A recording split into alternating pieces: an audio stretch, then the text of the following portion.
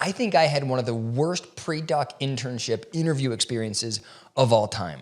And I want to share it with you today because I know that there are a lot of you that are getting ready to go off on these big interviews, and hopefully it brings I hope it helps sort of reality test for you, like what it really is. For those of you that don't know, if you are becoming a psychologist, you are in a clinical, a counseling, a Psyc'd program. Before you graduate, you go off on a year-long internship. In medicine, there are more places to train than there are people that want to be trained. So every year, if you are a medical student, you're pretty much guaranteed to get a placement. In psychology, it's the opposite. There are like 300 to 400 more graduating psychology students than there are places for them to train. So every year there is this great anxiety about whether or not who here is going to get their top choice and who here is not going to get a choice at all. So one of my number one places I wanted to work, here's what I'll tell you, is it was in the Southeast. I wanted to work there because it had close proximity to Coca-Cola and to Delta. And at the time, those two organizations were hiring organizational psychologists. And so I was trying to make my way into that kind of consulting world. So I fly out to the training program and I show up, I'm terrified. And there are, I think, 6 other students that were in my role applying for one of these coveted positions. I think I had 3 interviews before lunch and then 3 interviews after lunch. Something like that was sort of the structure. It was a long day. When you are preparing for these interviews, for this whole process, you are writing essays, you're practicing your interviews, you're thinking about what you want to do long term. You're like really trying to be a prepared professional. One of the things that I struggled with, and I think a lot of psychology students struggle with at that stage of the game, is confidence. Because whether we want to admit it or not, psychology is a soft science. There's not a right way to handle different situations.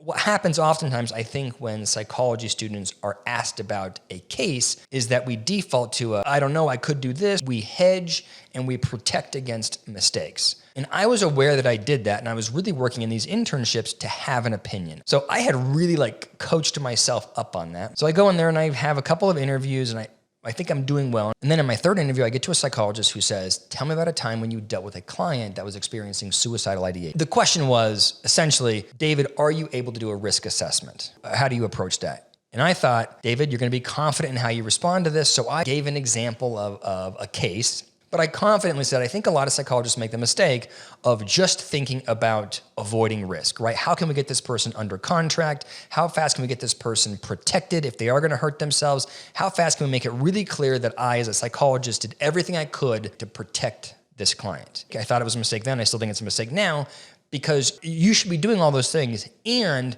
you should really be learning about why that client is experiencing suicidal ideation. You want to be learning about this client's trauma. You want the client to feel like you are comfortable in that space with them. You want the client to feel like you are as comfortable talking about death as they are. And so I talked about doing a much more thorough process with the client and spending time talking about their pain. Again, I still think that's the right approach.